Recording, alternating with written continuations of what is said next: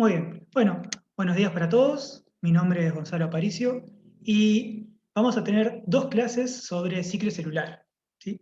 En esta primera clase vamos a conversar sobre la mecanicística de la división celular, sus componentes, bueno, las, las grandes reestructuras que tiene la célula a la hora de dividirse.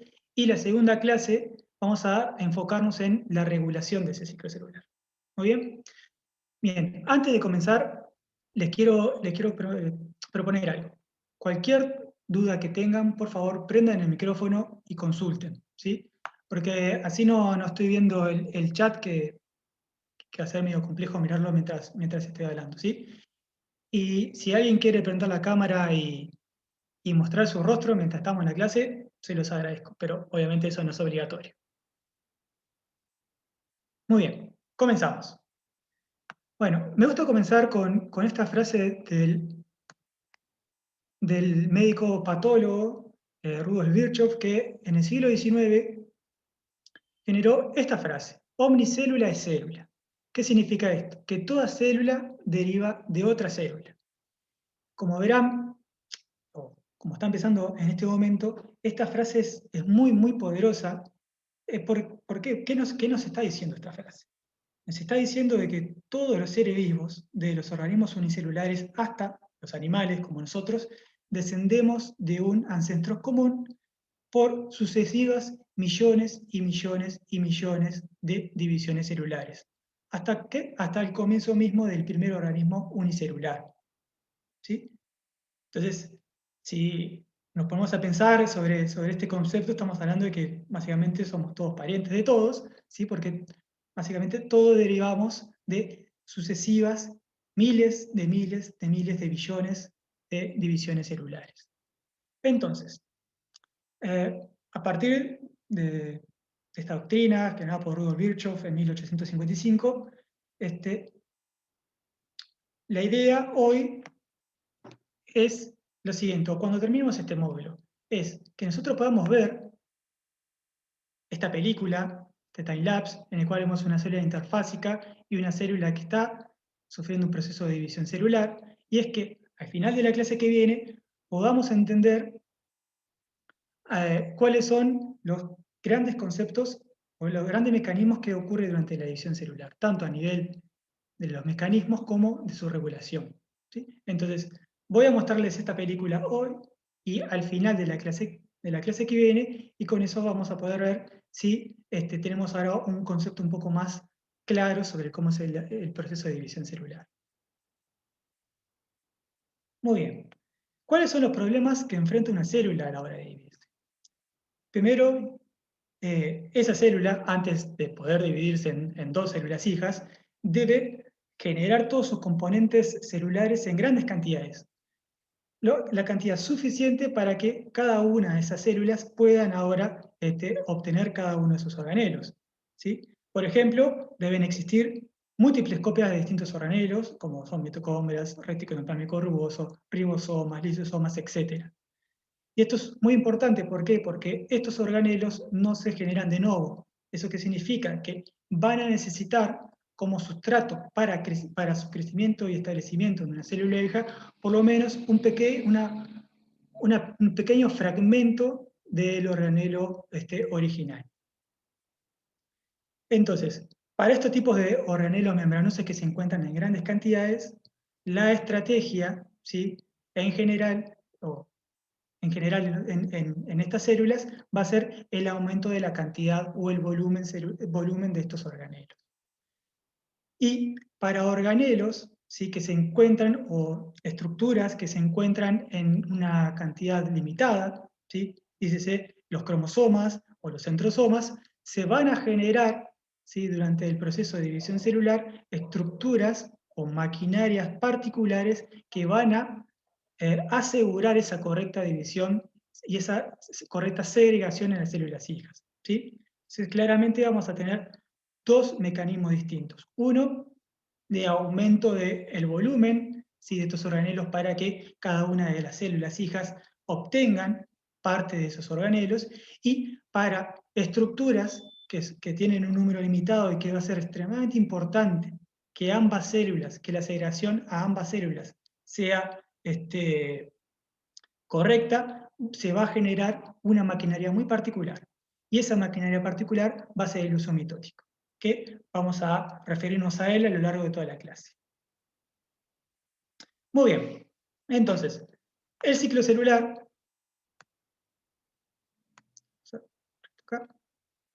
podemos dividirlos en dos grandes grupos. Un grupo que es la interfase, ¿sí? Que va a estar compuesta por una fase G1, una fase S y una fase G2. Durante esta interfase, ¿qué va a ocurrir? Va a ocurrir tanto en G1 y G2 un crecimiento de la célula, ¿sí? Crecimiento de sus estructuras internas, una duplicación entonces de esos organelos, la duplicación del centrosoma, eso es una estructura muy importante y vamos a hablar sobre eso en esta clase, y además, ¿sí? Va a ser el momento en que esa célula va a chequear de que las condiciones internas y externas sean favorables para que ocurra una correcta división celular. Sobre el chequeo de estas condiciones externas e internas vamos a hablar la clase que viene, ¿sí? Dentro de la interfase vamos a tener la fase S, que va a ser la duplicación fidedigna del ADN de esa célula. Entonces, vamos a pasar de una célula que tiene cada uno de sus cromosomas, aquí que lo pueden ver en este arreglo cromosómico, en este extendido cromosómico, en G1, luego, ¿sí? Luego de la duplicación de ese ADN, vamos a tener ahora los cromosomas como nos estamos familiarizados al observar una célula en mitosis, ¿sí? Que son las cromosomas que ahora son unidas en los cromosomas duplicados, que ahora se denominan cromatías hermanas. Bien, entonces, la gran mayoría del tiempo en el que transcurre ese ciclo celular va a ser llevado a cabo o va a estar tomado por la interfaz. Obviamente los tiempos de divisiones celulares van a variar entre tipos celulares y entre organismos, eso vamos a hablar un poco en la clase que viene, ¿sí? Pero una célula típica humana en promedio, ¿sí? El ciclo celular demora aproximadamente unas 24 horas. ¿Sí? Muy bien, y luego vamos a tener lo que se denomina la fase M. La fase M va a estar compuesta por dos subfases, que va a ser la mitosis, que va a ser la división nuclear, ¿sí? La división de los cromosomas, del material genético hacia ambas células, y la citocinesis, que va a ser la división del citoplasma.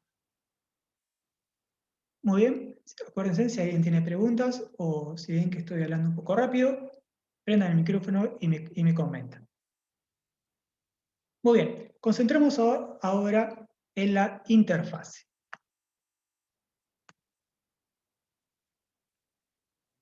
Muy bien, como les comenté, durante la interfase vamos a tener que duplicar el volumen, ¿sí? De los distintos organelos membranosos que tiene esta célula.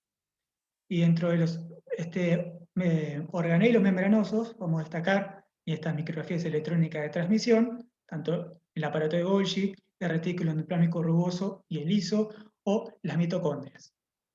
Bien, lo que les voy a mostrar aquí son timelapse, ¿sí? Obtenidos por microscopía de epifluorescencia, en este caso, en el cual vamos a observar células en cultivo, en el cual el aparato de Golgi va a expresar ahora una proteína residente del aparato de Golgi que va a expresar una proteína fluorescente. Por lo tanto, vamos a poder observarlo al microscopio. Como pueden ver, tenemos, ¿sí? Siguen esta célula que se encuentra en división, que durante el proceso de división celular, primero, en la célula interfásica, el aparato de Golgi se encuentra en una región cercana al núcleo celular. Pero cuando comienza la división celular, comienza la fase M, como pueden ver, la señal de esa proteína fluorescente que nos va a determinar la localización del aparato de Golgi se convierte en una señal difusa. ¿Sí? eso significa que ese organelo, ¿sí?, se va a desarmar en pequeñas vesículas y esas vesículas se van a distribuir de una manera relativamente homogénea. Y esto va a llevar a que en el momento en el que esa célula sufra la citocinesis, es decir, la división del citoplasma, cada una de las células hijas obtenga una porción, ¿sí?, de ese aparato de Golgi de la célula madre. Lo mismo vamos a ver cuando vemos el caso de las mitocondrias. En este caso, las mitocondrias van a observarlas con una proteína fluorescente verde, mientras que los microtúbulos vamos a verlos con una proteína fluorescente roja.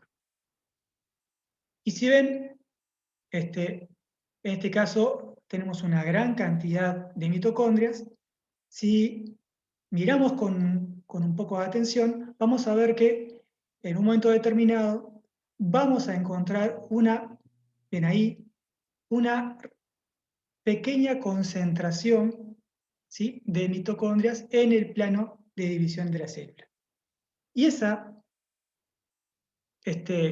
dinámica de las mitocondrias durante el ciclo celular, primero, ustedes ya vieron en la clase con Paola Lepanto sobre mitocondrias y cloroplastos que las mitocondrias son organelos muy plásticos que van a sufrir procesos de fusión y de fisión. Durante la interfase de una célula que va a comenzar, que comenzó el ciclo celular, va a existir ahora un aumento, ¿sí?, de la fisión de estos organelos. Es decir, que a partir de una mitocondria se van a generar dos mitocondrias. Con eso, ese aumento de la fisión va a estar regulado por los sistemas de regulación del ciclo celular que vamos a ver la clase que viene.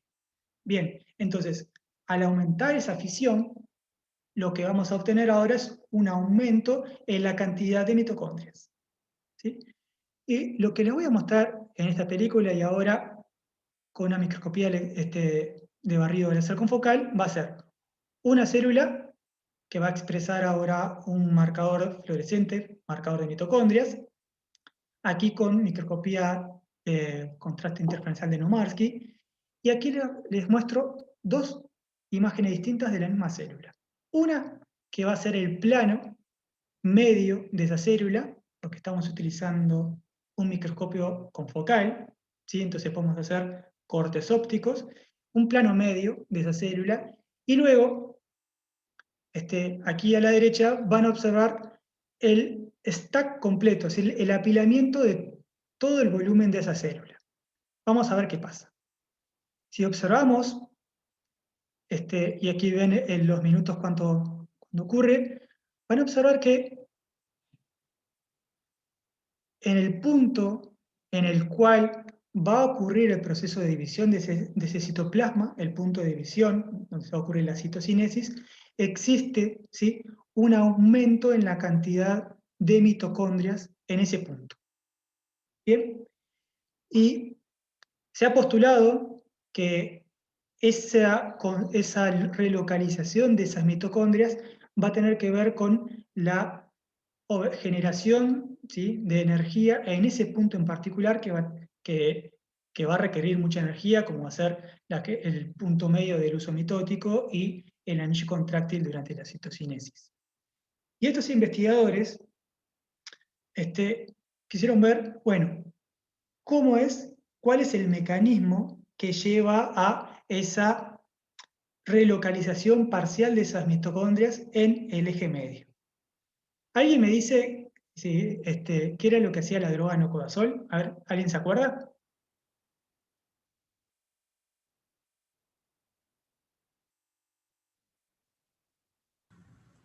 Desestabiliza los microtúbulos, puede ser. Perfecto, perfecto. Exactamente, desestabiliza. Rodrigo, ¿no? Sí. Muy bien. Exactamente, desestabiliza los microtúbulos. Entonces, lo que realizaron estos investigadores fue analizar si parte de esa relocalización de las mitocondrias en ese punto medio de división celular era mediado por los microtúbulos. ¿Y qué es lo que observaron? Primero, una situación control en la cual se utiliza un compuesto en el cual se diluye esa droga, en el cual ven, observando ese punto medio, que existe, como ya habían descrito, una relocalización de esas mitocondrias en el punto medio. Ahora, cuando estos investigadores colocan, ¿sí?, adicionan a esta droga que va a despolimerizar esos microtúbulos, ¿sí?, ¿qué observan? Ahí me puede escribir tanto la Sí. adición de la droga al comienzo mismo del ciclo celular como al final del ciclo celular. Que nos pasa la relocalización de mitocondrias, no están más concentradas en dónde se va a dividir. Exacto, pero no en ambos casos. No, en el que se desestabilizan los microtúbulos con la droga. Claro, exacto. Muy bien, Patricia. Lo que yo le decía es que no Al inicio, entre claro. en ambas situaciones, ¿sí? Esa pérdida de una relocalización de esas mitocondrias solamente se da cuando existe ahora una adición temprana de la droga a las células. Cuando se adiciona de una manera tardía el locodazol, esa relocalización no es impedida. Entonces, esto nos quiere decir que este proceso de relocalización es un proceso que es temprano durante la fase M del ciclo celular. Y cuando se utiliza otra droga como el Taxol, ¿sí?, también una droga que estabiliza los microtúbulos, esa relocalización se pierde. Muy bien, ¿hasta aquí alguna duda? Entonces, eso era un ejemplo de cómo es la distribución de organelos que se encuentran en gran cantidad y su relocalización a lo largo de la división celular. Ahora, van a existir, como les comentaba al comienzo de la clase, otros organelos en el cual su número va a estar muy limitado. Y uno de ellos es el centrosoma, ¿sí? Ustedes se acuerdan ya por sus clases de citoesqueleto que el centrosoma, ¿sí?, la gran mayoría de las células animales, va a ser el centro nucleador de microtúbulos, ¿sí? Entonces, si se acuerdan, ese centrosoma va a tener un par de centríolos, que aquí les muestran esta representación, esos centríolos que se van a encontrar uno en ortogonal al otro, a 90 grados, y que esos centriolos van a estar inmersos en una matriz pericentriolar, ¿sí?, y que dentro de esa matriz lo que van a encontrar son múltiples anillos de gamma tubulina y que la gamma tubulina o estas estructuras enriquecidas en gamma tubulina van a ser los puntos de nucleación de los microtúbulos, ¿sí? Y aquí les muestro en esta imagen de superresolución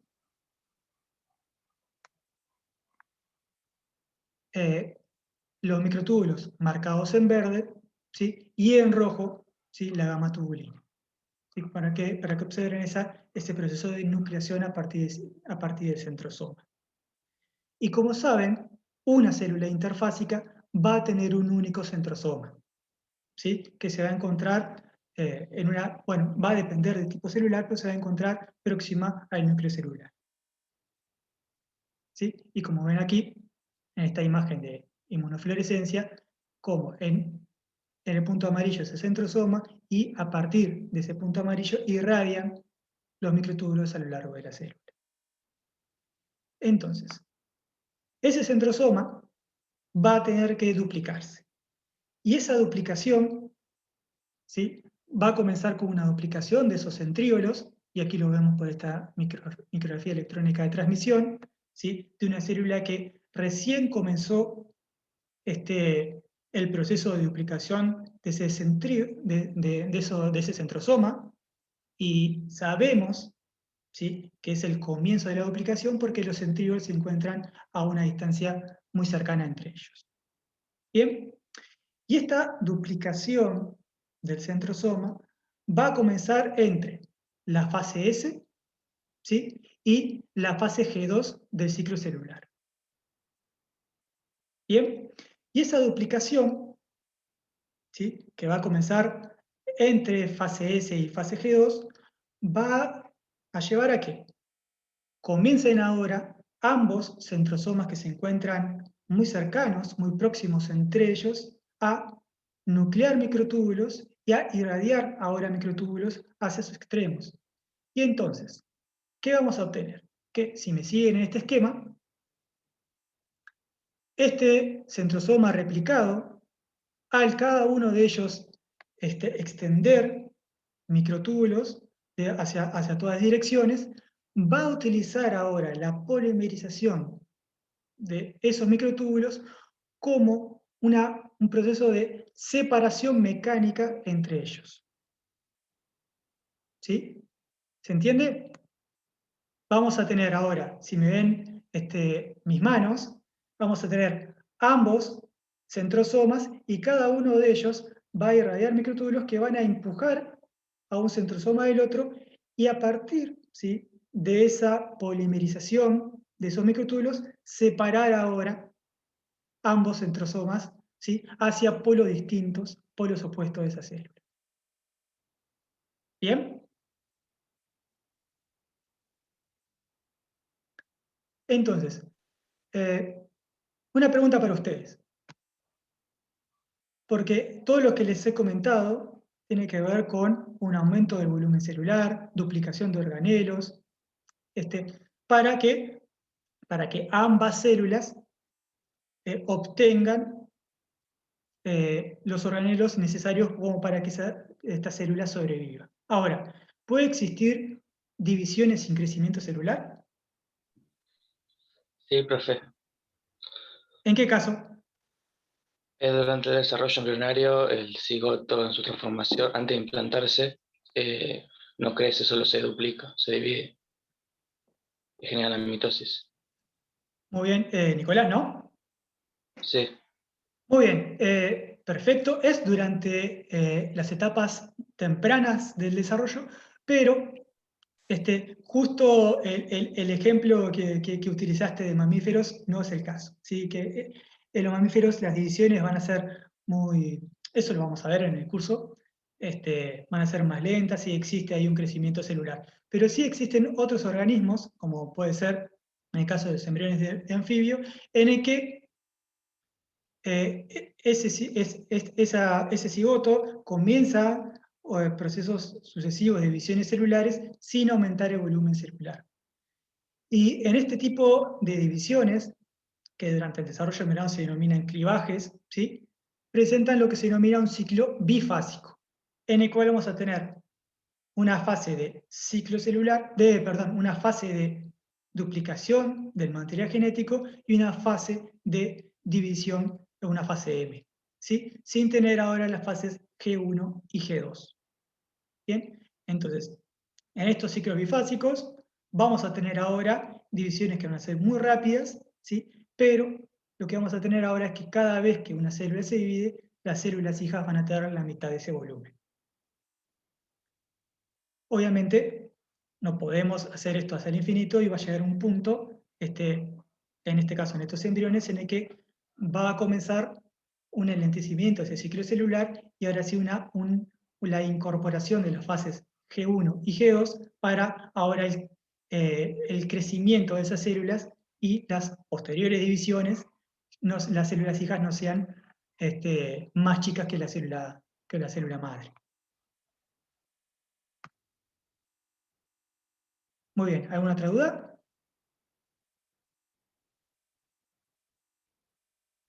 Muy bien. Eso, como un resumen de lo que sería la interfase. Y ahora nos vamos a concentrar en la fase M. La fase M va a estar subdividida en distintas subfases, ¿sí? Y esas subfases, vamos a verlas una por una, pero esas subdivisiones van a tener que ver con ciertos procesos que ocurren dentro de la célula. Comencemos con la primera, que es la primera subfase de la fase M, que es la profase. La profase, lo que va a caracterizar a esta subfase de la fase M, va a ser dos cosas. Los cromosomas se van a replicados, se van a condensar, ¿sí? Ahora vamos a poder distinguirlos como entidades discretas, ¿sí? Ustedes los pueden ver acá en esta microscopía de fluorescencia, ¿sí? Y ya no como una estructura como cromatina, en la cual vamos a ver una estructura difusa, ¿sí? Y no poder individualizar esos cromosomas. ¿Sí? Esas cromosomas duplicados, ahora las cromatidas hermanas. Y luego, por fuera del núcleo, en el citoplasma, se va a comenzar el ensamblaje del uso mitótico. Muy bien. Entonces, dentro de esa profase y esa condensación para la generación del cromosoma mitótico, aquí les muestro, esta es una micrografía de microscopía electrónica de barrido, en el cual pueden ver la conformación de ese cromosoma mitótico, en el cual está compuesto por dos cromátidas hermanas, ¿sí? Cada una de ellas idéntica, un punto medial que es el centrómero, ¿sí? Que va a ser un punto de adhesión entre las cromátidas hermanas, y que dentro o en el lugar de ese centrómero van a ser, dependiendo del organismo, ¿sí? Van a ser regiones repetidos de ADN en tándem, ¿sí? Con una muy baja densidad de genes, que va a ser reconocido por histonas particulares, que vamos a verlo a lo largo de la clase, y que a partir, ¿sí? de esas secuencias particulares, la asociación con estas histonas centroméricas, se va a generar, ¿sí? una estructura proteica sobre esa región, ¿sí? que se denomina cinetocoa, ¿sí? Ese complejo proteico, ¿sí? unido al centrómero de las cromátidas hermanas, va a ser el punto de contacto, ¿sí? la conexión entre los microtúbulos del uso mitótico y las cromátidas hermanas. ¿Sí? ¿Me siguen hasta ahí? Entonces, esas cromátidas hermanas van a tener secuencias particulares, secuencias centroméricas, que van a ser reconocidas por ciertas histonas, y a partir de ese ambiente particular se van a asociar, ¿sí? una estructura proteica denominada cinetocoa, que va a ser la conexión, ¿sí? con el uso mitótico. Bien, yo les comenté que estas cromátidas hermanas se encuentran adheridas unas a otras. Y esa adhesión, ¿sí? de las cromátidas hermanas va a estar llevado a cabo por un complejo de moléculas, ¿sí? Es eh, compuesto por cinco proteínas, que ese complejo es el complejo de las coecinas. Y las coecinas van a ser un complejo que lo que van a generar es como un anillo, ¿sí? que van a mantener, ¿sí? adheridas ambas moléculas de ADN. ¿Y cómo es que se genera ese complejo? Y esto es una célula previa, una cromátida antes, es el cromosoma, perdón, o el material genético, antes de la duplicación del ADN, ¿sí? que se van a estar asociados de una manera laxa al ADN, que se van a ir colocando sobre esa molécula. ¿Sí? Y mientras ocurre, ¿sí? se va generando la horquilla de replicación, ¿sí? para ahora duplicar ese material genético, replicarlo, ¿sí? Mientras ocurre esa replicación y esa horquilla de replicación sigue su camino de duplicación de ese material genético, ambas cromátidas hermanas van a quedar, ¿sí?, asociadas, ¿sí?, por este complejo de cohesinas, como si fuera un anillo, que va a mantener cohesivas a ambas moléculas de ADN que son idénticas, ¿sí?, que pasaban por el proceso de replicación. Este proceso de adhesión mediada por cohesinas es un mecanismo que requiere ATP, es un proceso activo que requiere consumo de energía. Durante el proceso, ¿sí?, de adhesión de estas cromatidas hermanas y mientras va progresando el ciclo celular, es que durante la fase G2 del ciclo celular, esos complejos de cohesina van a estar asociando a ambas cromátidas a lo largo de todo el cromosoma, ¿sí?, a partir del centrómero y de ambos brazos de esos cromosomas, de esas cromátidas hermanas, ¿sí? Pero mientras va progresando el ciclo celular, y aquí lo vemos, este es un ejemplo, mientras pasamos de la G2 a la profase, ¿sí?, los brazos, ¿sí?, de las cromátidas hermanas van a perder ahora estas adhesiones mediadas por cohesinas, ¿sí?, y se van a concentrar ahora los complejos de adhesión únicamente en las regiones centroméricas, ¿sí? Y ese proceso de mantención de las cohesinas únicamente en las regiones centroméricas va a tener que ver con la maquinaria de regulación del ciclo celular que vamos a ver en la clase que viene. A su vez, además de esta adhesión de las cromátidas, ¿sí?, el cromosoma mitótico, ¿sí?, está fuertemente compactado. Y esa compactación va a estar llevado a cabo, ¿sí?, por un complejo molecular muy relacionado a las cohesinas, que son las condensinas, que en vez de asociar cromátidas hermanas, lo que va a generar, ¿sí?, es la asociación de bucles, ¿sí?, bucles de ese material genético, ¿sí?, son complejos muy similares a estos, generando bucles en esa misma hebra de ADN para generar ahora la compactación que nosotros luego podemos ver de un cromosoma mitótico.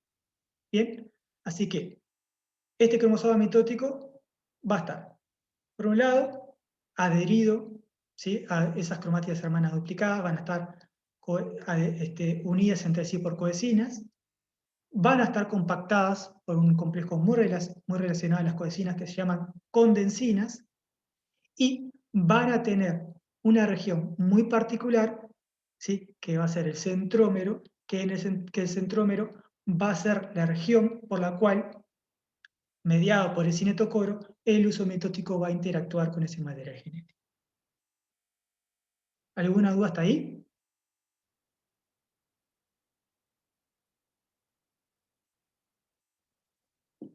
Muy bien, tomo el silencio como que no. Y experimentalmente uno puede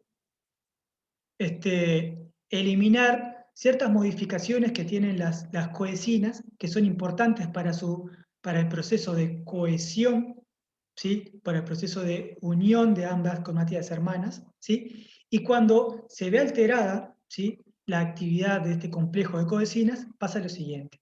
Aquí les muestro, este es un preparado, un esparcido de cromosomas mitóticos, en el cual pueden ver las cromátidas hermanas unidas fuertemente entre ellas, ¿sí? Y aquí ven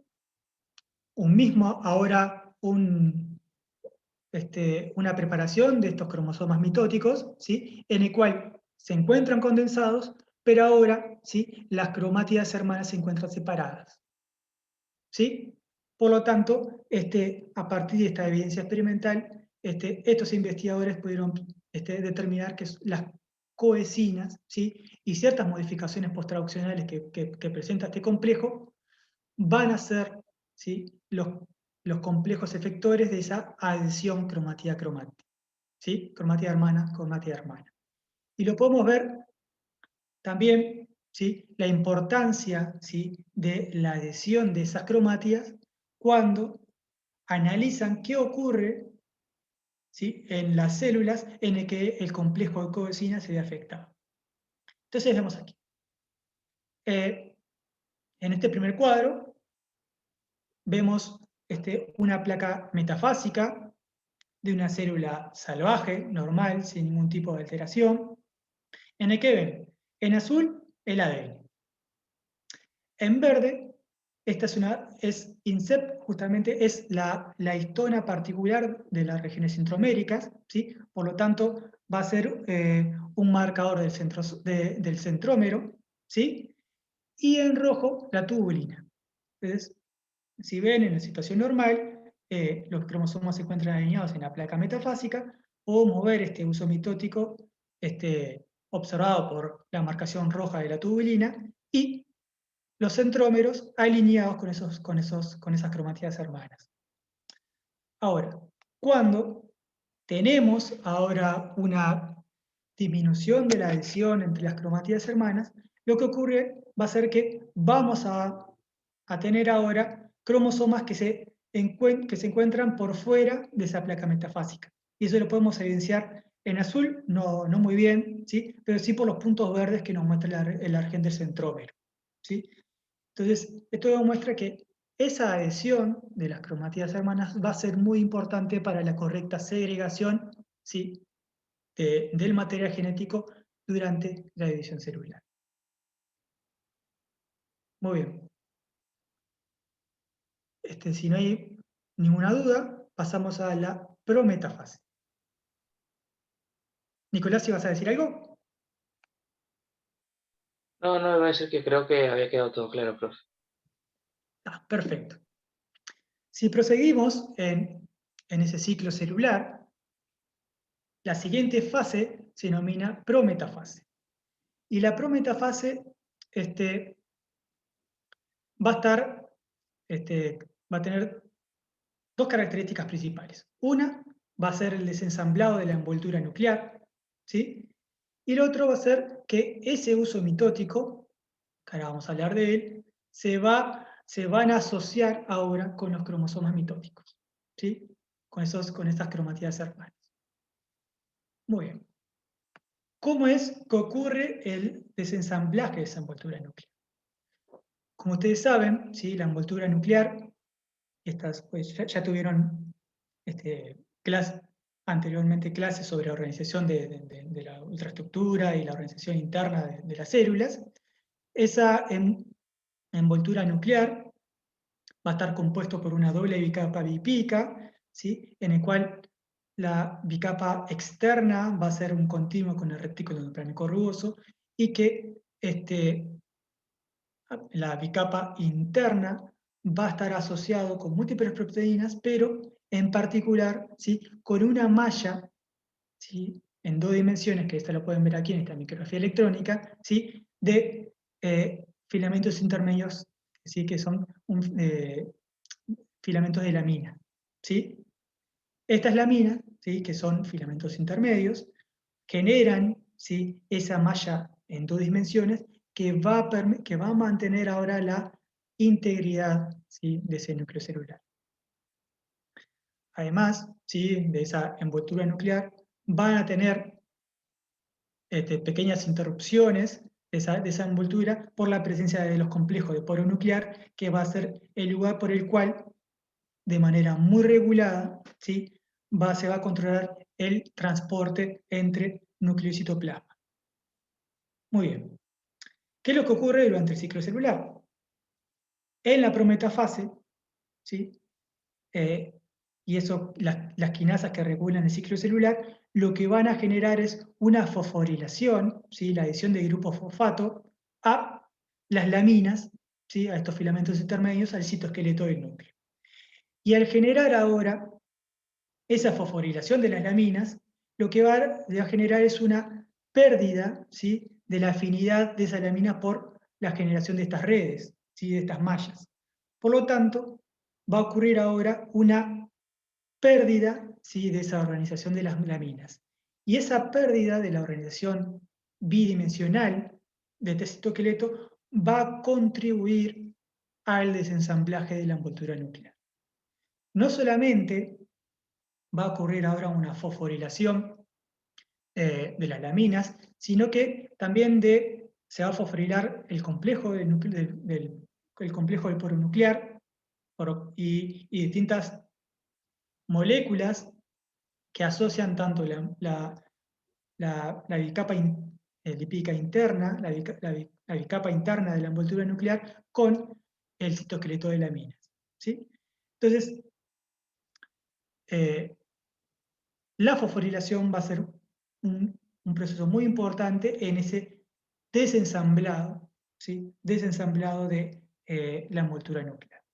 Y eso lo podemos ver, ¿sí? Experimentalmente.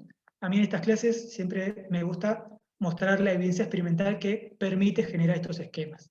Entonces, aquí les muestro, esto es un experimento clásico, ya con bastantes años, en el cual, viendo, esto es una célula salvaje, ¿sí? Estos son inmunofluorescencias, en el que tenemos marcado una lamina, ¿sí? Y marcado el ADN. Y como pueden ver, vemos en una célula interfásica, y sabemos que es interfásica porque vemos la cromatina y no vemos ahora cromosomas individuales, ¿sí?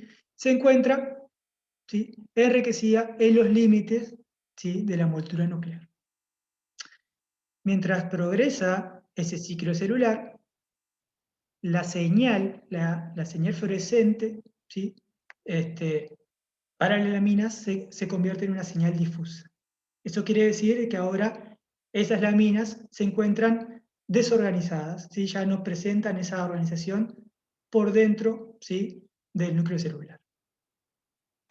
Y esa distribución difusa se mantiene hasta que estas células se dividen en dos y luego se ensambla una nueva envoltura nuclear en cada uno de los núcleos de esas células hijas.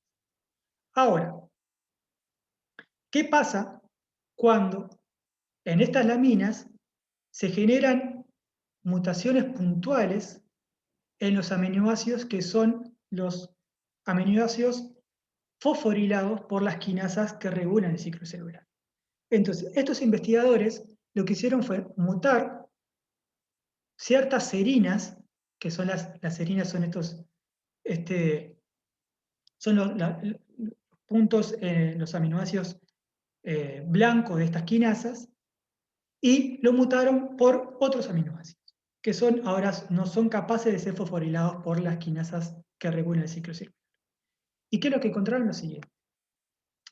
Primero, en una célula interfásica, tenemos ahora una señal fluorescente en los bordes de esa envoltura nuclear, ¿sí?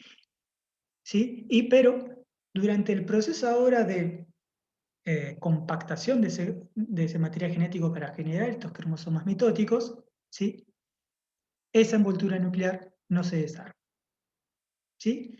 Y mientras progresa el ciclo celular, esta célula, ¿sí?, al no tener ahora una capacidad de exponer su material genético al citoplasma para que pueda asociarse, ¿sí?, con el uso mitótico, esta célula se arresta, ¿sí? Y no se arresta en el ciclo celular y no progresa, ¿sí? Y esos puntos de control del ciclo celular, de nuevo lo vamos a ver la clase que viene. Entonces, Entonces, sí, disculpe, si esto llegase a ocurrir, ¿qué ocurriría con las células? ¿Muerte programada, tal vez? exactamente. Si esta célula pasa un cierto tiempo y no puede pasar un punto de control, ¿sí?, en el que los microtúbulos se asocian con el cinetocoro, esa célula pasa a una muerte programada, ¿sí? Muy bien, entonces estos experimentos lo que nos muestran es que la fosforilación de las laminas, ¿sí?, con esa pérdida de afinidad y el desarmado, ¿sí?, de esa malla de 2 dimensiones, va a ser importante, ¿sí?, para la ruptura, ¿sí?, de ese ensamblaje de esa envoltura nuclear. Pero no va a ser el único mecanismo.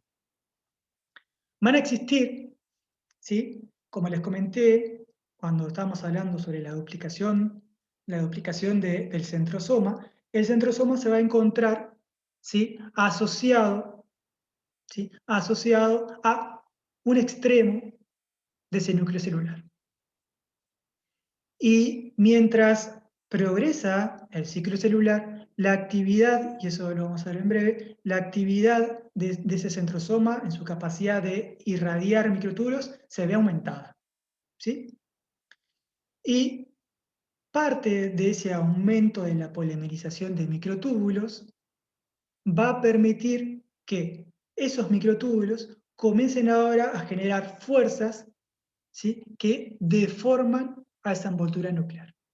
Y aquí les muestro estos experimentos en el cual tenemos una célula expresa la amina acoplada a GFP, por lo tanto vamos a ver este filamento intermedio en verde, y luego una molécula fluorescente, que es el dextrano, ¿sí?, que tiene un tamaño de 500 kilodaltons.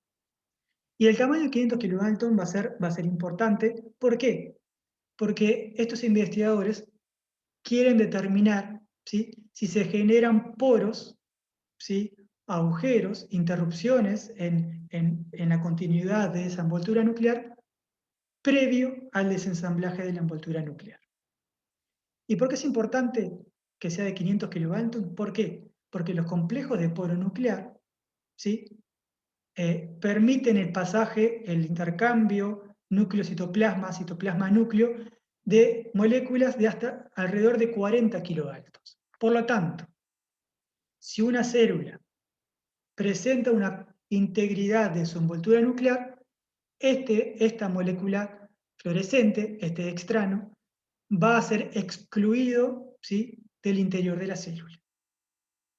Del interior de ese núcleo. Y se va a concentrar en el citoplasma. Entonces, si ven aquí, aparece esta estructura. ¿Ahí me puede dar una interpretación de qué podría ser esto?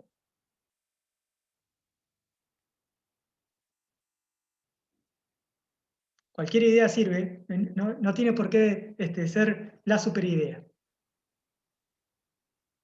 Eso que se centra en el centro del núcleo. Sabemos que podría formar parte de los filamentos intermedios, pero están en la periferia, en el centro, ¿qué estaría? Porque podría haber. Entonces, voy a dar una pista para ayudarlos. Estos son micrografías tomadas con microscopio de barrido láser confocal. Y son planos únicos, ¿sí? Como le había comentado hace un segundo, este es un plano único de una región medial de ese núcleo. A ver si con eso les doy una pista.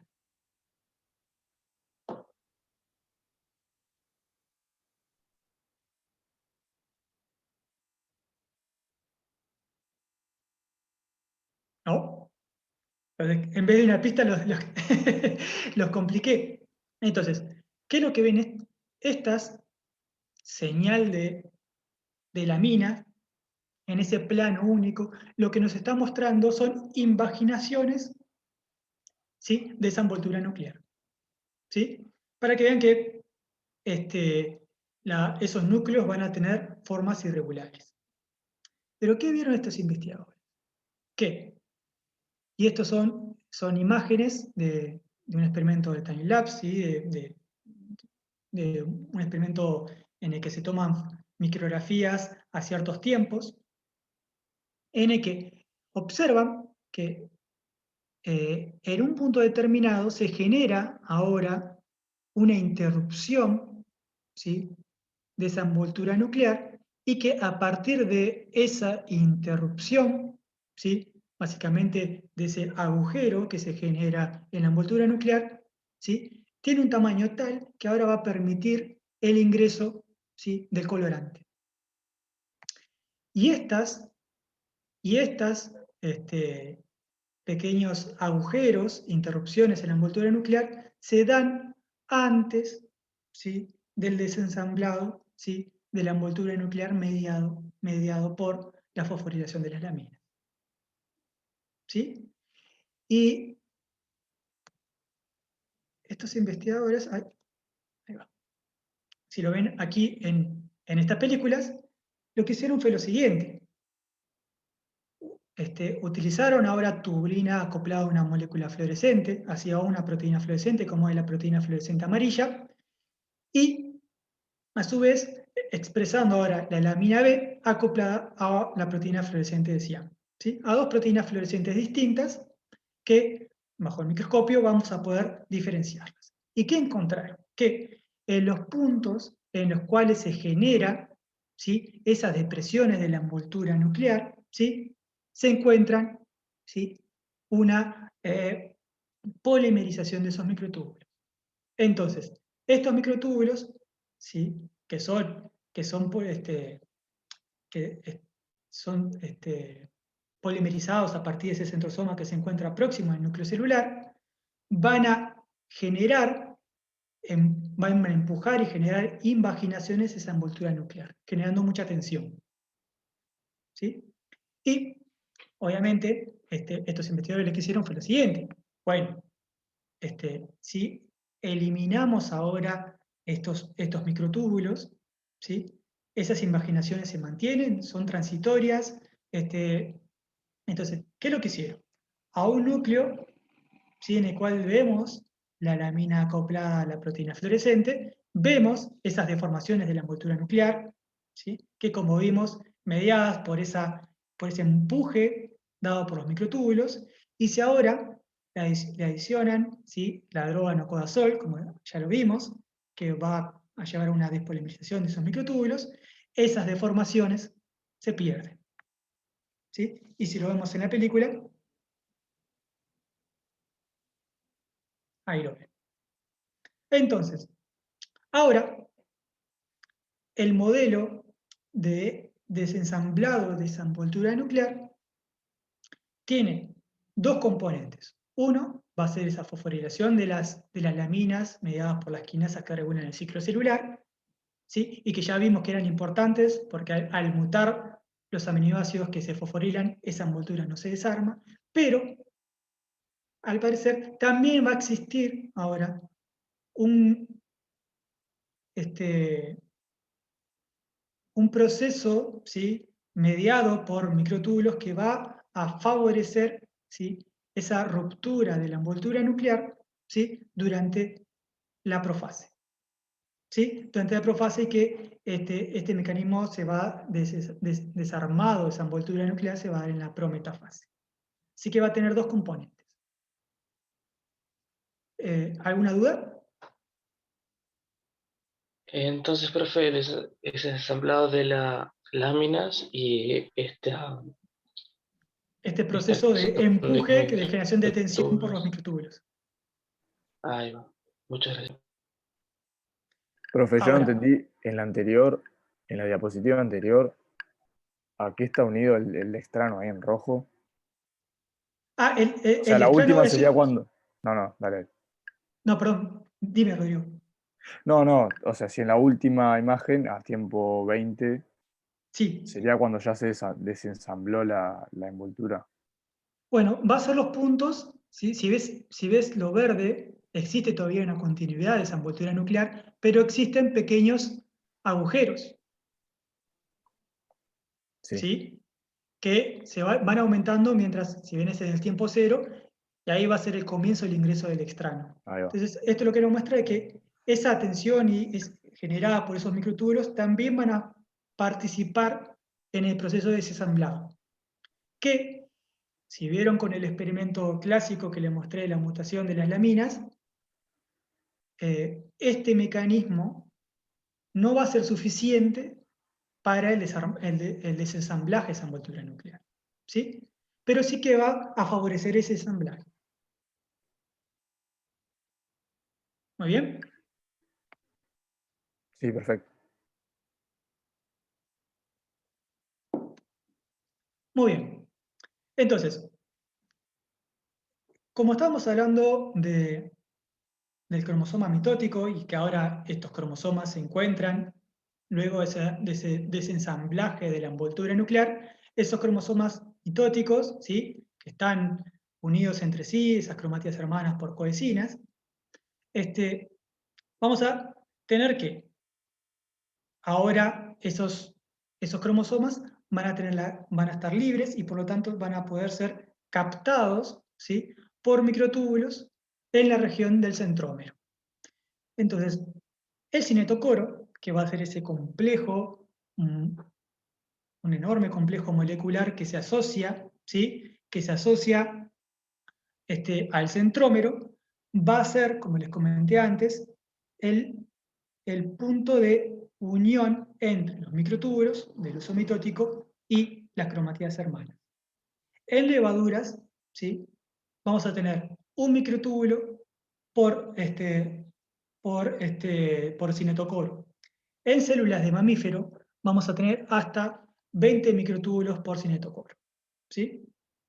Y este cinetocoro, ¿sí?, va a estar compuesto por dos regiones. Una región que se denomina región interna, ¿sí?, que es la región, que si lo ven aquí, es la región más cercana al ADN, ¿sí?, y una región externa, ¿sí?, que va a ser la región de la cual se va a generar la asociación con los microtúbulos. Y aquí lo ven por esta micrografía electrónica, el microtúbulo y luego su asociación, ¿sí?, con todo el complejo molecular del cinetocoro. ¿Sí? Aquí se eliminó el cromosoma mitótico. Muy bien. Ahora que tenemos este cinetocoro, ¿sí?, vamos a tener que hablar sobre el uso mitótico. ¿Y qué es el uso mitótico? El uso mitótico va a ser una maquinaria, ¿sí?, compuesta por microtúbulos que van a irradiar a partir de los centrosomas que fueron duplicados durante la fase S y G2 del ciclo celular.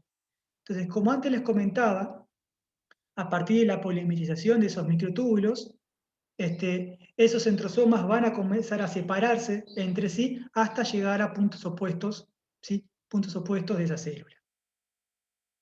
Y a partir de esa separación y esos centrosomas en polos opuestos de la célula, van a comenzar, ¿sí?, a irradiar microtúbulos a distintas direcciones dentro de la célula.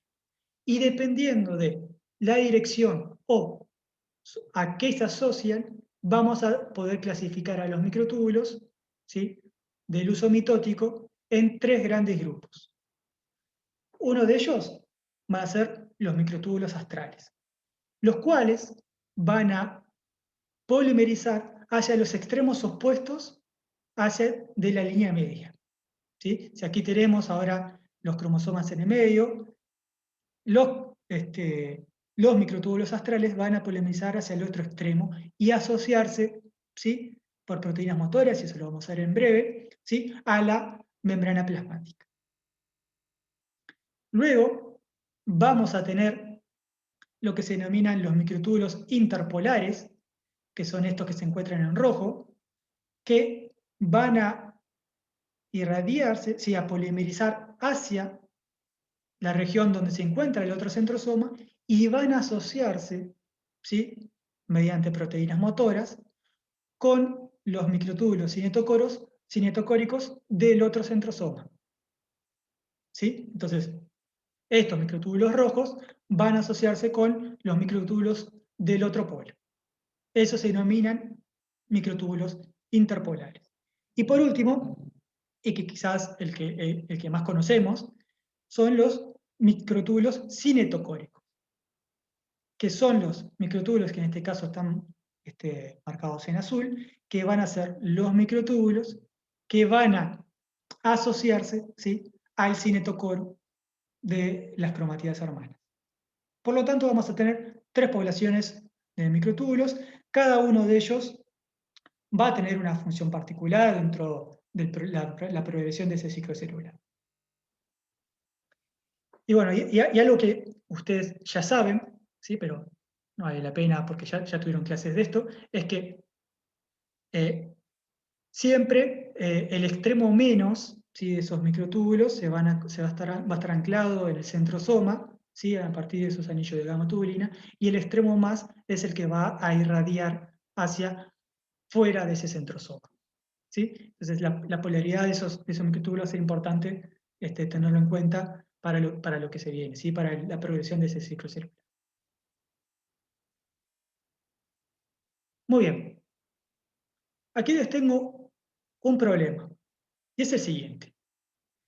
Esta imagen está simplificada. Yo les comenté que en una célula mitótica de un mamífero, cada cinetocoro va a estar asociado a aproximadamente 20 microtúbulos, ¿sí?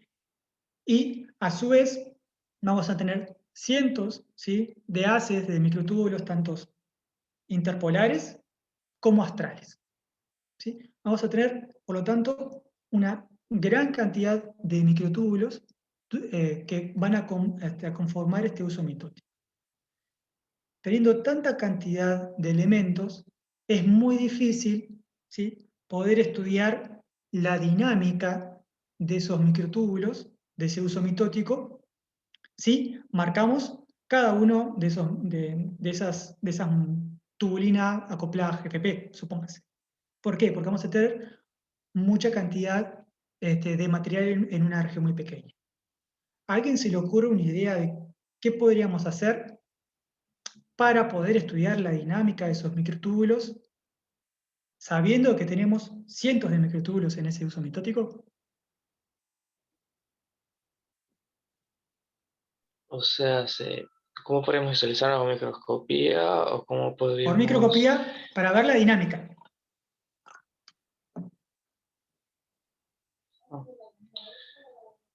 Una dinámica, tiene que estar viva la muestra, entonces tendría que ser una inmunofluorescencia tal vez.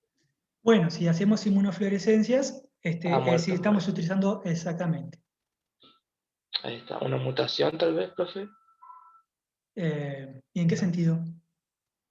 Porque queremos... Una transgénesis, sí, Muy bien. que Entonces, nos permita... Ujú, dime. No, eso, una idea era esa. Muy bien. En ese caso, me imagino que sería tubulina acoplada a una proteína fluorescente. Supóngase. El problema que tenemos ahí es que tenemos una gran cantidad de microtúbulos en ese uso mitótico. Entonces es muy difícil poder analizar la dinámica de cada uno de esos microtúbulos porque tenemos demasiada información y no vamos a poder segmentar cada uno de esos microtúbulos para poder estudiarlo cada uno de ellos en la globalidad. Patricia, levantaste la mano. Sí, y haciendo que las proteínas motoras expresen fluorescencia y los cinetocoros, capaz, en vez de los microtúbulos. Muy bien. Vas bien rumbeada. El problema con las proteínas motoras es que van a tener su propia dinámica, ¿sí? Van a tener un rol, y eso lo vamos a ver ahora, pero no necesariamente van a ser un fiel reflejo de la dinámica de los microtúbulos, porque van a tener su propia dinámica de circulación sobre esos microtúbulos. Entonces, no va a ser digamos, una buena molécula para estudiar la dinámica de esos microtúbulos. Pero sí está bien rumbeada, ¿por qué? Porque lo que podemos utilizar, ¿sí?, es otras moléculas, ¿sí?, de estas moléculas que se asocian a microtúbulos, ¿sí?, que nos permitan ahora evaluar, ¿sí?, la dinámica del uso mitótico. Y una de ellas, ¿sí?, es una proteína que se llama EB1. Y EB1 es una molécula que se asocia al extremo más de los microtúbulos, ¿sí? Entonces, al asociarse a los extremos más de los microtúbulos y hacemos una proteína quimérica, es decir, acoplamos esta proteína EB1 a una molécula fluorescente, vamos a poder ahora observar pequeños puntos que se mueven, ¿sí?, dependiendo de la dinámica de ese microtúbulo, a lo largo del ciclo celular. Y eso es lo que les quiero mostrar en esta película, Si lo ven, tenemos EB1 acoplado a GFP, y como pueden ver, pequeños puntitos que se mueven. ¿Sí? Mientras, si lo ven aquí en esta histona acoplada a una proteína fluorescente roja, podemos ver tanto la vista desde arriba como de costado, ¿sí? Cómo es la dinámica de cada uno de esos puntitos. ¿Sí? Para que vean que realmente es una gran ese uso mitótico tiene un montón de microtúbulos. ¿Sí? Y estos investigadores, teniendo ahora la capacidad de discernir cada uno de esos microtúbulos, pudieron analizar la dinámica del uso mitótico mientras ocurre en la división celular. Y esto es una escala de colores, si lo ven aquí, que de la escala de colores representa velocidad. ¿Sí? En este caso, velocidad es la velocidad de desplazamiento, ¿sí?, de la proteína de B1, que, si se acuerdan, que se asocia al extremo más del microtúbulo, cuanto mayor sea la velocidad de desplazamiento de esta proteína fluorescente, mayor va a ser la dinámica de ese microtúbulo. ¿Bien? Y aquí estoy hablando de dinámica, es decir, como es un proceso de polimerización con un proceso de acortamiento. ¿Bien? ¿Y qué es lo que encontraron estos investigadores? Siendo azul una velocidad más baja y en rojo una velocidad más rápida, encontraron que durante las primeras etapas de la fase M, ¿sí?, el uso mitótico tiene una mayor velocidad, una mayor dinámica, mientras que durante la anafase y la telofase, la dinámica, ¿sí?, del uso mitótico disminuye. Y eso capaz que lo podemos ver en esta película, que es, de nuevo, y esto es con un microscopio muy particular que se llama Light Sheet Microscopy, que es similar a la microscopía confocal, ¿sí?, pero que permite generar adquisiciones mucho más rápidas. Y estos investigadores pudieron ahora, con cada uno, ¿sí?, de esas moléculas de EB1, seguir cada uno de esos microtúbulos y analizar la velocidad de cada uno de esos elementos del uso mitótico durante las distintas etapas del ciclo celular.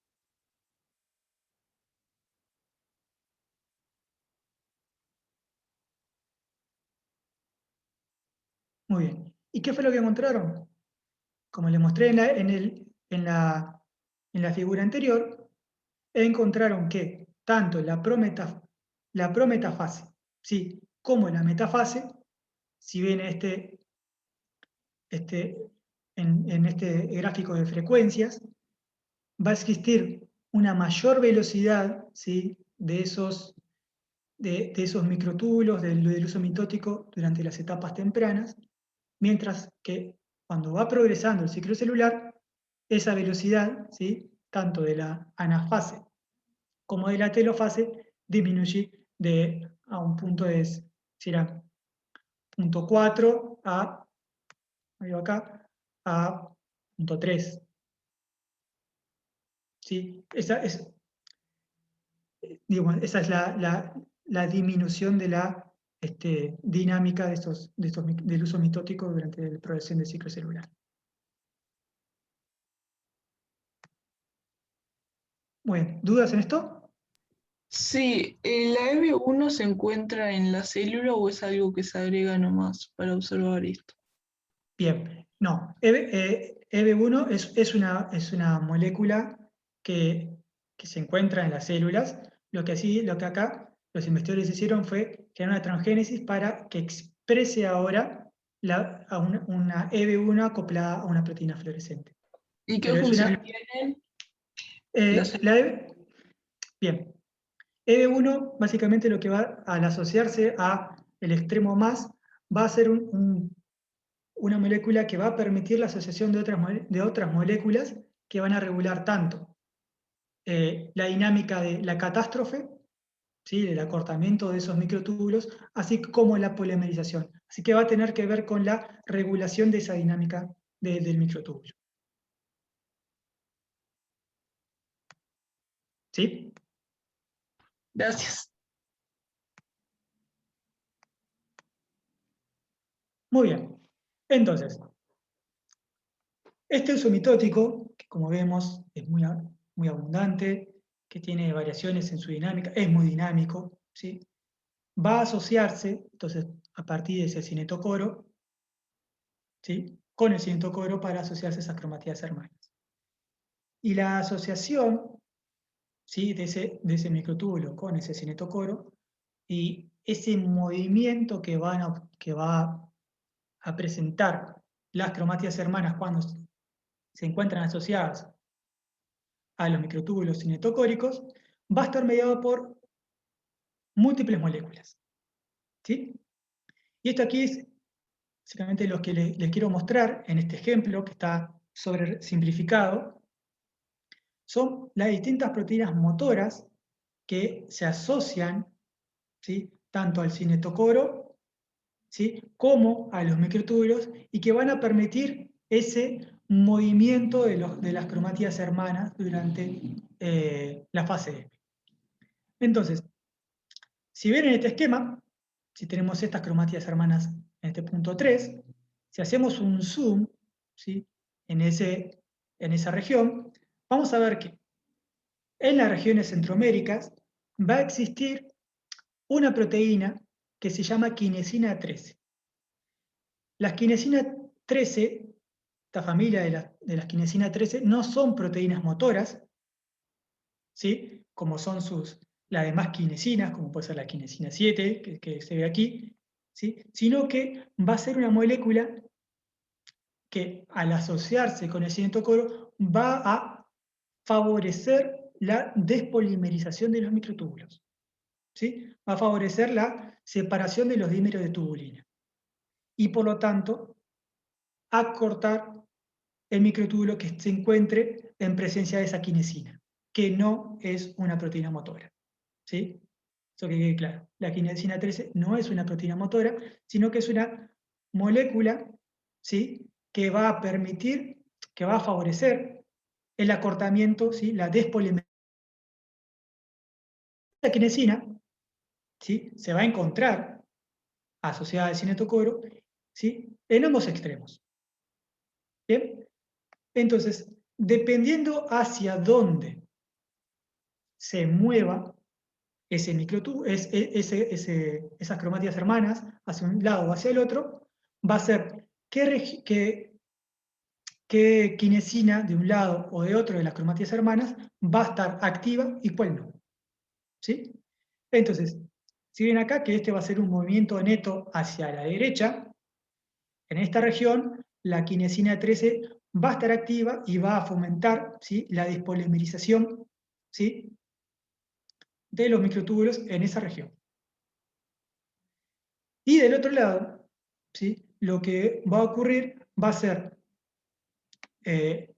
un aumento en la polimerización de los microtúbulos, y si tenemos ahora la polimerización del lado y el acortamiento del otro, eso va a generar, ¿sí? Un movimiento neto, ¿sí? De esa cromatía hermana hacia la derecha. Además, a su vez, vamos a tener otras moléculas, ¿sí? Como la quinesina 7. Ustedes saben que quinesinas y dienas, que son los motores moleculares que se utilizan en los microtúbulos, las quinesinas se mueven, recorren el camino hacia el extremo más del microtúbulo, y las dineínas, ¿sí? Hacen el camino contrario, van del extremo más hacia el extremo menos. Entonces, vamos a tener distintas moléculas, ¿sí? De estas quinesinas y dineínas, que van a estar asociadas también a ese cinetocoro y van a generar también la fuerza necesaria para el desplazamiento de esas cromatías hermanas. ¿Me siguen? Sí, una pregunta en cuanto a los microtúbulos. Mi duda Sí. es, por un lado se fomenta la catástrofe y por otro la polimerización. Ujú. Sí. Entonces no es como que se genera una especie de catástrofe en ambos sentidos, como que eso es actúa como fuerza separadora, ¿no? Sino que es más complejo que eso. Perdón, la última parte no te entendí. A ver si me repite. Pero que no, yo antes tenía la concepción de que mediante la unión a proteínas motoras se separaría, pero como sería una... Ok. La separación de las cromátidas hermanas va a ser un proceso posterior. ¿Sí? Aquí lo que estoy mostrando es el proceso de movimiento, ¿sí?, de esas cromátidas hermanas para posteriormente generar la placa metafásica. Ah, ok, gracias. ¿Sí? Esa es la idea. Entonces, a partir de una regulación de la dinámica de los microtúbulos cinetocóricos y la asociación con proteínas motoras, esas cromátidas hermanas van a poder moverse a lo largo del citoplasma para ubicarse luego en la placa metafásica. Y entonces, la metafase, que sería la siguiente fase, la siguiente subfase de la fase M, básicamente va a ser la alineación, ¿sí?, la alineación de esas cromátidas hermanas en el centro de la célula, ¿sí?, para formar la placa metafásica. Y entonces, aquí hay algo importante.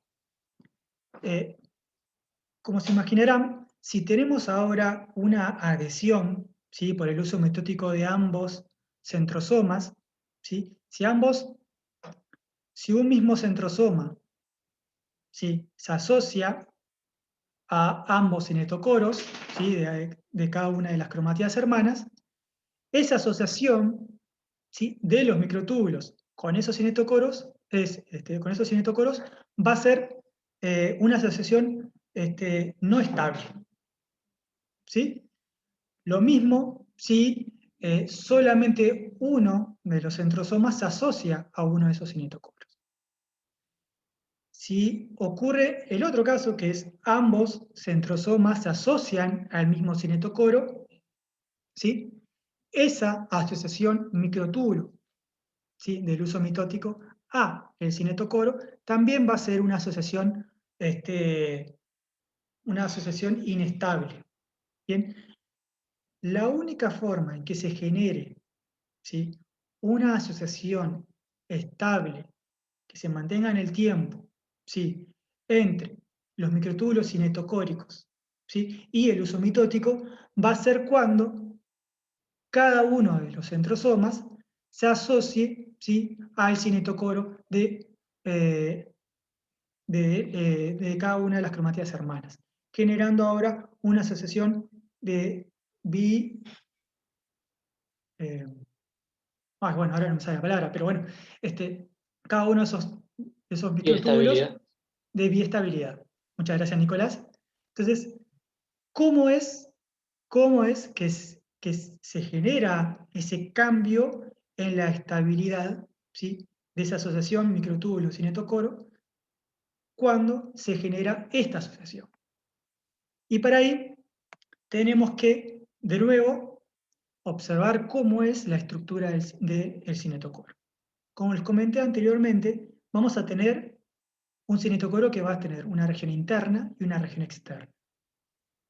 En la región interna del cinetocoro, que va a ser la más próxima al material genético, van a encontrarse ciertas quinasas, ¿sí? Y quinasas, ustedes ya lo vieron en las clases de señalización, van a ser esas enzimas encargadas de fosforilar distintas moléculas, ¿sí?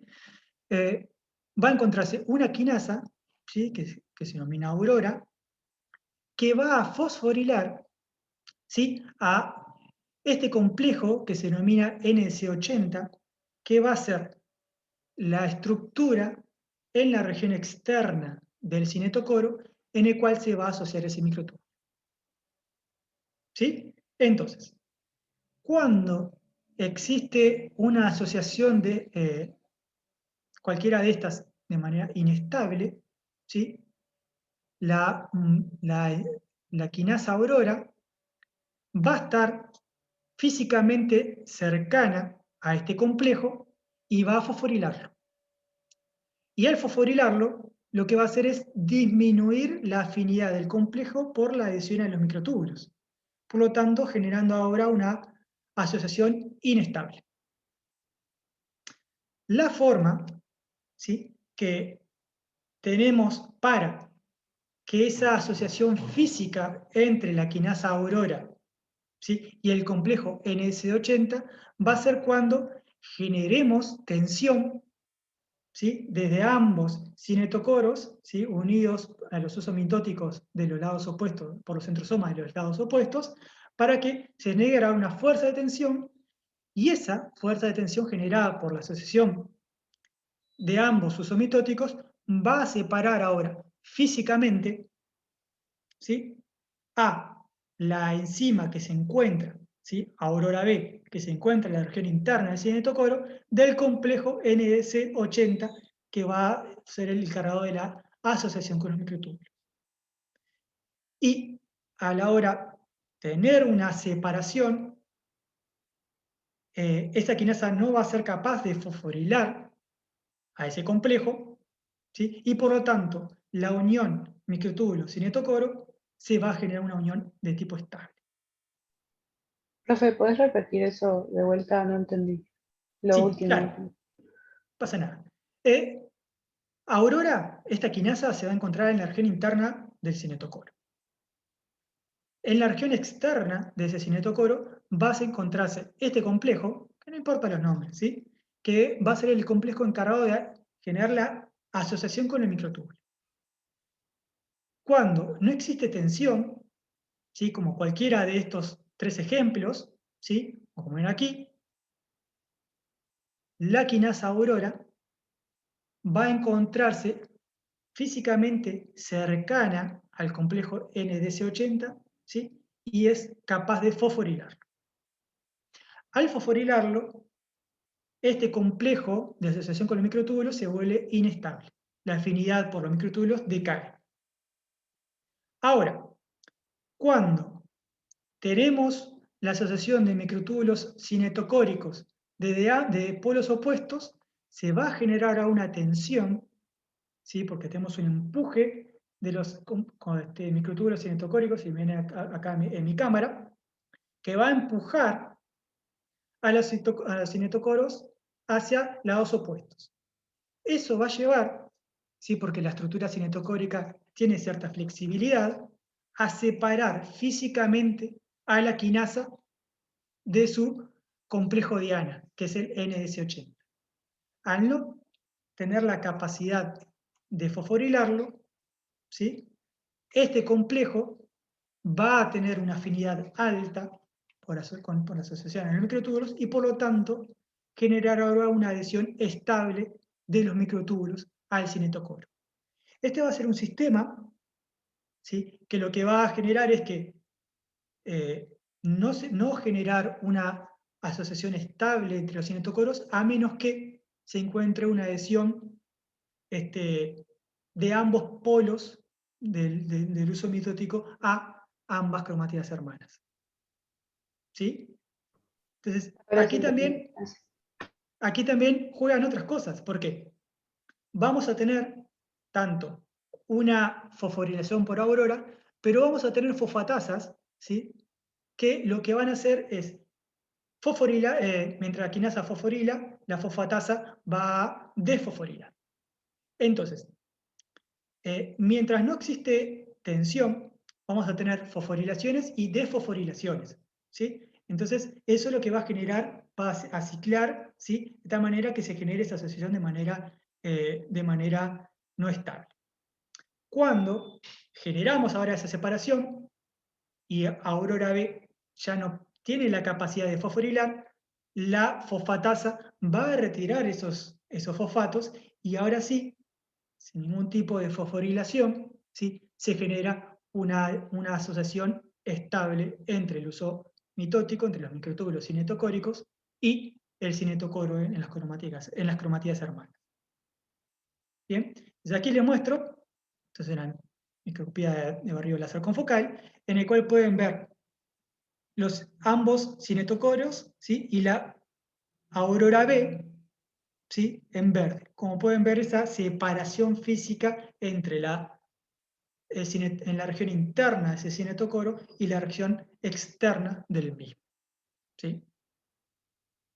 Y esa separación física que ven en esta imagen es porque ahora tienen esta asociación estable por la asociación de los microtúbulos cinetocóricos de ambos polos del uso mitótico. ¿Quedó claro? Bien, entonces pasemos al siguiente paso, que va a ser ahora la separación, ¿sí? De esas cromátidas hermanas, y esa separación de las cromátidas hermanas se va a dar en la anafase. Y esa separación de las cromátidas hermanas va a estar llevado a cabo, y la regulación de este proceso vamos a verlo en la clase que viene, ¿sí? Pero vamos a tener una proteasa, por suerte aquí los nombres son fáciles de recordar, que se denomina separasa, pero la separasa va a estar asociada a una proteína inhibitoria que se denomina securina, ¿sí? Y cuando esta proteína inhibitoria se encuentra asociada a la proteasa separasa, perdón, separasa no va a tener ahora la capacidad, ¿sí? de proteasa para digerir o romper los enlaces peptídicos de ciertas moléculas. En este caso, ¿de qué moléculas? De lo complejo coesina. ¿Se acuerdan? Las coesinas eran estos anillos, estos complejos que generaban ahora la cohesión de ambas cromátidas hermanas. Cuando el complejo promotor de la anafase, que simplemente lo voy a nombrar en este momento, vamos a hablar en detalle de la clase que viene, se activa, el inhibidor de la proteasa separasa, es decir, de sicurina, es ubiquitinizada y degradada por ¿sí? Al ser degradado, ahora la proteasa se encuentra activa y tiene la capacidad ahora de clivar, ¿sí? a las coesinas. Al clivar a estas coesinas, ahora ambas cromátidas, ¿sí? tienen la capacidad de separarse. Y si se acuerdan, ¿sí? Estas cromátidas hermanas se encontraban bajo tensión. Entonces, en el momento en el que esa cohesión mediada por las coesinas es degradada, ¿sí? por la separasa, las cromátidas hermanas comienzan ahora un movimiento hacia los polos opuestos de la célula. ¿Sí? Y ese movimiento, ¿sí? de las cromátidas hermanas hacia los polos opuestos de esa célula va a tener dos componentes.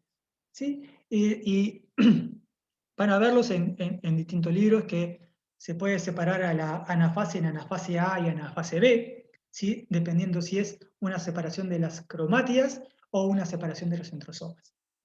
A mí me gusta verlo como un todo, así que no vamos a separarlos entre A y B, sino que lo que vamos a ver es que cada uno, ¿sí? de los componentes del uso mitótico va a tener un rol diferencial en este proceso de separación de las cromátidas hermanas y la separación de los centrosomas hacia los polos opuestos.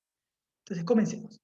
Por un lado, vamos a tener los cromosomas interpolares, los microtúbulos interpolares. Esos microtúbulos interpolares, como les comenté anteriormente, van a asociarse, ¿sí? con proteínas motoras, con los microtúbulos interpolares del polo opuesto. Y van a asociarse con una quinesina particular, ¿sí? que es una quinesina que tiene, que es una quinesina doble. ¿Qué significa esto? Que va a tener en sus dos extremos, ¿sí? La capacidad de moverse en el microtúbulo. ¿Sí? Y si se acuerdan, las quinesinas se van moviendo en el extremo más.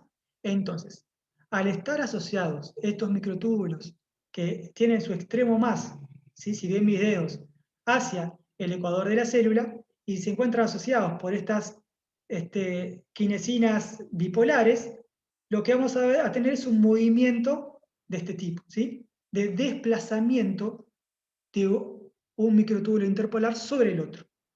Y eso ¿sí? Va a favorecer la separación de los centrosomas hacia los polos opuestos. ¿Bien?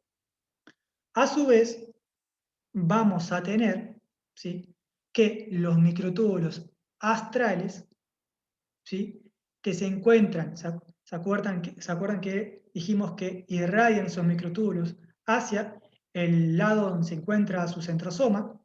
Van a asociarse con la membrana plasmática a partir de una molécula de dineína, si se acuerdan, motor molecular que se mueve del extremo más al extremo menos.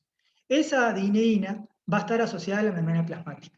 Entonces, al comenzar ese motor molecular a moverse sobre el microtúbulo, lo que va a generar es una fuerza de tracción, va a empujar, ¿sí?, a ese microtúbulo, ¿sí?, hacia la membrana plasmática. Entonces, a partir de esa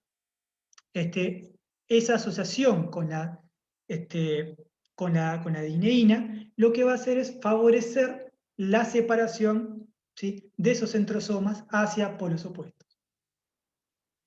Y por último, vamos a tener que esos microtúbulos cinetocóricos, ¿sí?, que se encontraban en el extremo, que se encontraban asociados al cinetocoro, vamos a tener que, aquí vamos a tener la quinesina 13, que dijimos que no era una proteína motora, sino que favorecía la despolimerización, va a favorecer ahora la despolimerización en el extremo más, ¿sí?, para generar ahora el acortamiento, ¿sí?, de ese microtúbulo, tanto en el extremo más como en el extremo menos se encuentra asociado al anillo de gamma tubulín.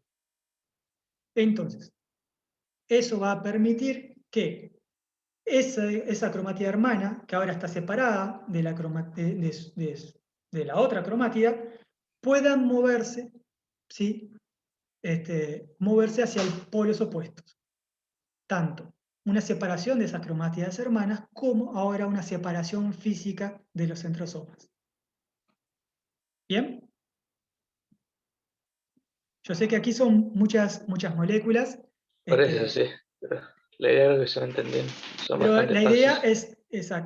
es un proceso bastante complejo, pero si uno tiene más o menos claro cómo es la dinámica, cómo polimeriza un microtúbulo y cuáles son las proteínas motoras que actúan, uno puede tener ahora una idea general de cómo es este proceso de separación de las las cromátidas hermanas y de los centrosomas en la anáfase. Y bueno, este es un esquema más sencillo, ¿sí? Pero bueno, simplemente para que les quede, es un poco más sencillo el proceso de separación de las cromáticas. Muy bien, entonces el siguiente paso va a ser la telofase, en el cual la telofase vamos a tener ahora esas cromátidas hermanas ya se encuentran en los polos opuestos de la célula y va a comenzar ahora el resamblado, ¿sí?, de esa envoltura nuclear.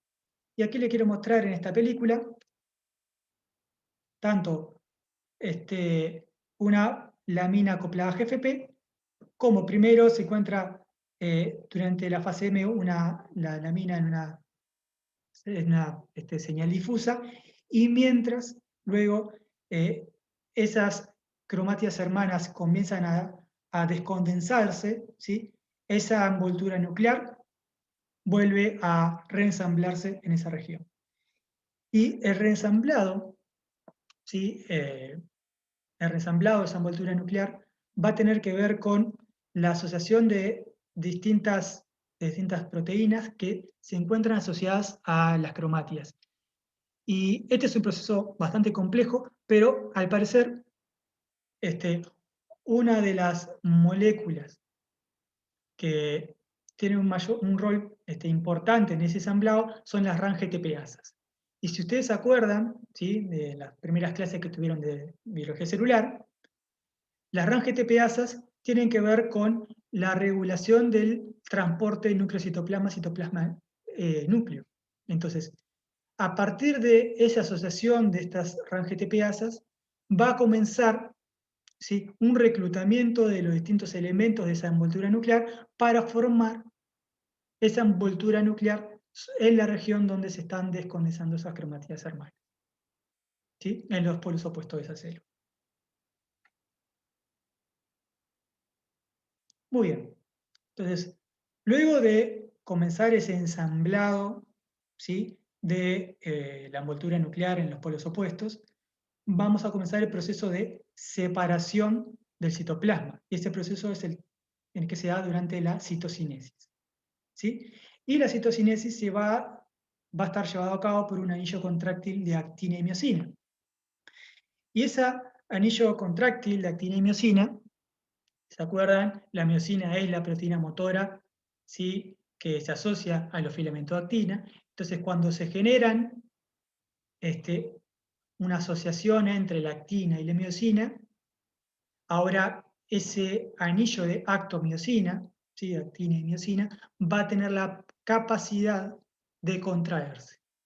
Y si ese anillo de actina y miosina que se genera en la línea media, y ahora vamos a hablar sobre eso, se encuentra ahora asociado a la membrana plasmática, vamos ahora a generar una fuerza de constricción que va a acercar, ¿sí?, la membrana plasmática, ¿sí?, en la línea media hasta un punto en que esas células luego puedan separarse en dos células hijas, ¿sí?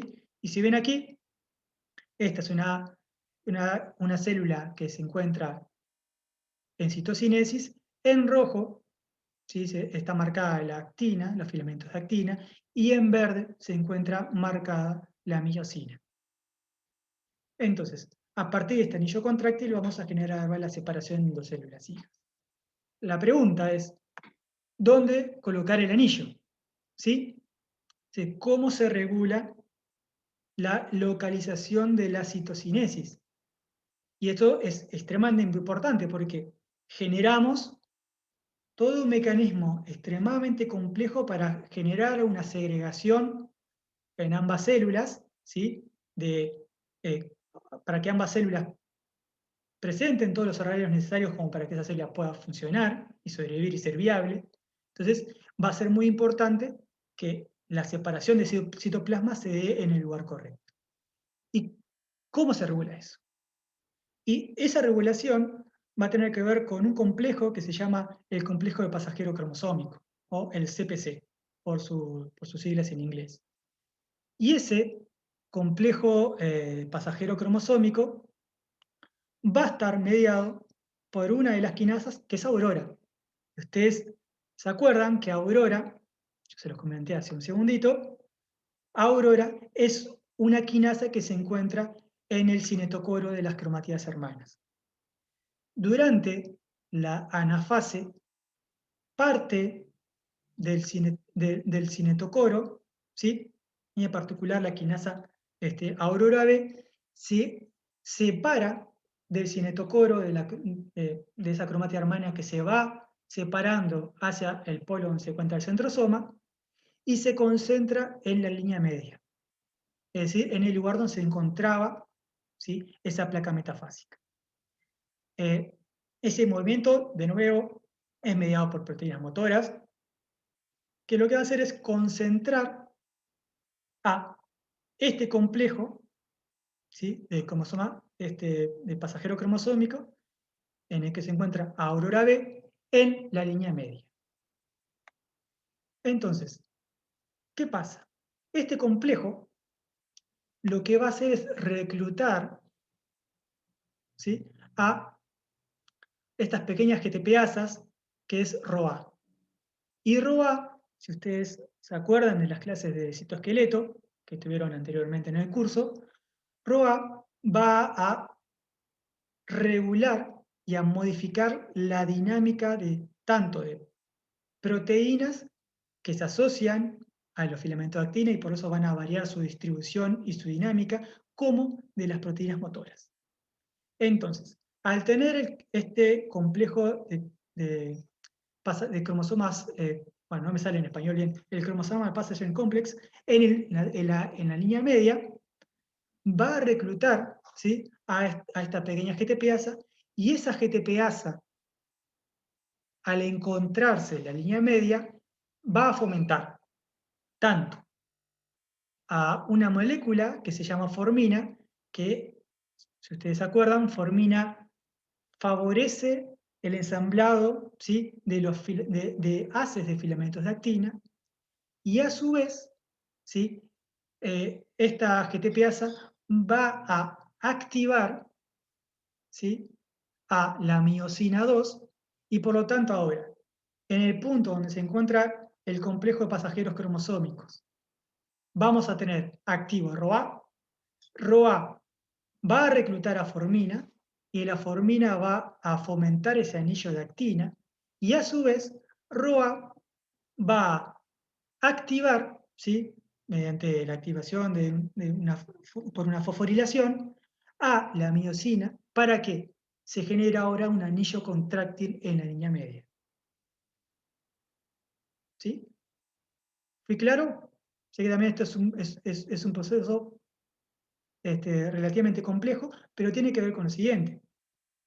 Ese desplazamiento de ciertas moléculas del cinetocoro, cuando se genera esa separación de las cromatías hermanas hacia la línea media, y a partir de esa concentración de este complejo de pasajeros cromosómicos en la línea media, va a existir ahora un reclutamiento de distintas moléculas que van a fomentar la generación y la capacidad contráctil de ese anillo contráctil en la línea media, y por lo tanto ahora generar esa constricción que sucede durante la citocinesis.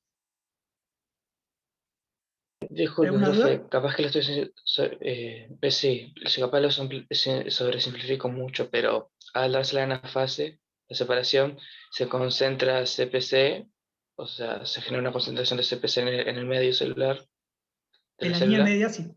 en la En línea la media línea media del de la uso célula, mitótico. del uso mitótico, ahí está. Y eso a su vez recluta distintas proteínas como la ROA, que a su vez recluta la formina y activa las quinasas. Ujú. Ahí está. Entonces, Es digamos, una activación en cascada, por así decirlo. exactamente. Y a partir de, entonces, de ese movimiento del complejo de pasajeros cromosómicos, se regula, ¿sí?, el lugar donde se genera ahora la separación de citoplasma, que va a ser la citocinesis. Muy bien. Bueno, hasta ahora hablé de células animales. ¿Qué ocurre con la citocinesis en plantas? En plantas no hablé nada, y el sistema tanto de la citocinesis como de la formación del leucemiotótico tiene ciertas diferencias, y una principal, y creo que ustedes ya lo saben, es que las plantas no tienen centrosomas, ¿sí? Entonces, los puntos va a tener múltiples puntos de nucleación de microtúbulos a lo largo del interior de la célula. Entonces, aquí lo que les muestro va a ser son imágenes de fluorescencia en el cual se muestran los microtúbulos y cuál es su distribución en distintas etapas del ciclo celular. En una célula interfásica, ¿sí?, aquí lo ven tanto en la imagen de fluorescencia como en este esquema, los microtúbulos van a presentar una distribución radial por debajo de la membrana plasmática, perdón, de la membrana plasmática, generando anillo. Y eso lo que va a permitir es la parte de la estabilidad de esa célula con su pared celular y los microtúbulos que permiten también generar esa capacidad de mantener tensiones, ¿sí? Durante la profase, lo que va a ocurrir es una reorganización de los microtúbulos, así como de los filamentos de actina. Y esa reorganización se va a dar ahora en forma de anillo contra la membrana plasmática en el punto medial de la célula. Ese punto medial de la célula, o ese anillo que se genera en esa región, se denomina banda preprofásica. Esa banda preprofásica va a ser importante porque va a ser el lugar en el cual posteriormente se va a generar la nueva pared celular. Luego, a partir de estos centros nucleadores de microtúbulos, que no son centrosomas, se va a generar ese uso mitótico y se va a generar ahora sí la separación de las cromatías hermanas.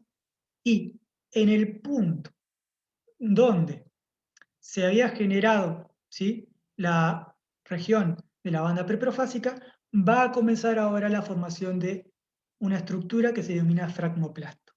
El fragmoplasto,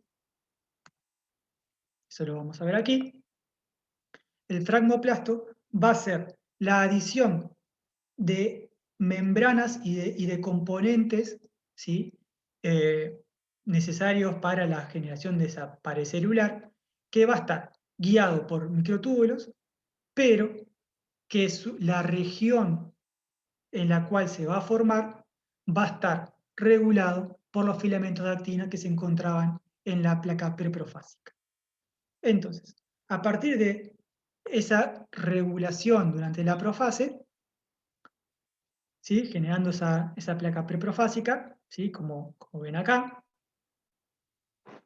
se va a generar ese anillo de actina y microtúbulos, se va a generar el uso mitótico, pero posteriormente esos filamentos de actina que se encontraban en esa región van a regular, ¿sí?, la adición de membranas derivadas del Golgi, que van a llevar todos los componentes necesarios para generar, ¿sí?, la membrana plasmática y la pared celular que va a separar las dos células hijas.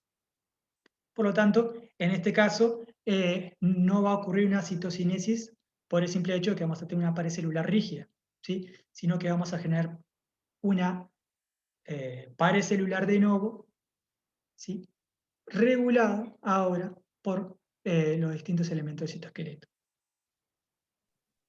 Y aquí les quiero mostrar, en este timelapse, es cómo, luego de la separación de las cromatías hermanas en esta célula vegetal, va a comenzar ahora la adición, la formación de este fragmoplasto, ¿sí?, estas vesículas para la generación de una nueva pared celular.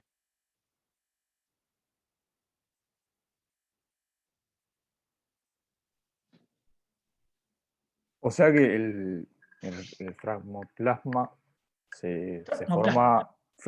Fragmoplasma. Sí. Se forma ya en eso corresponde a la citocinesis, ¿no?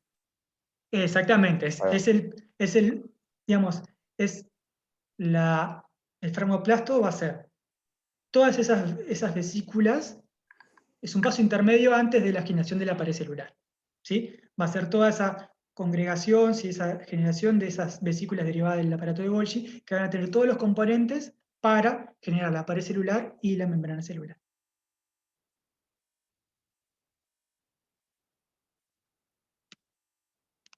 Muy bien, hasta aquí es por hoy. ¿Preguntas?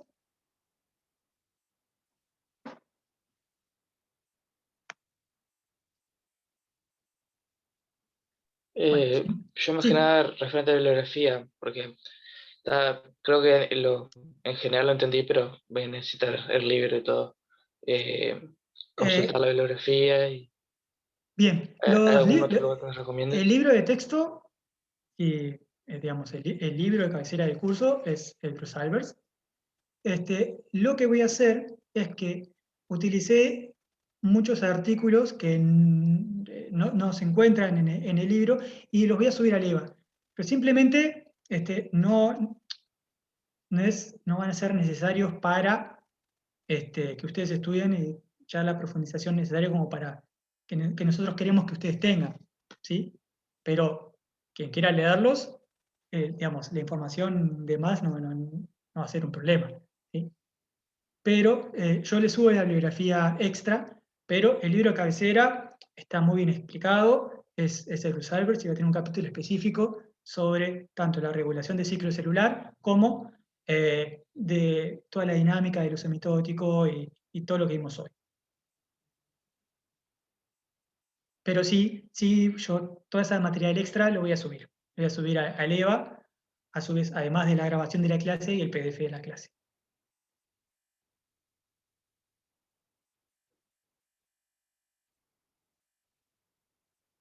Muy bien, ¿algo más?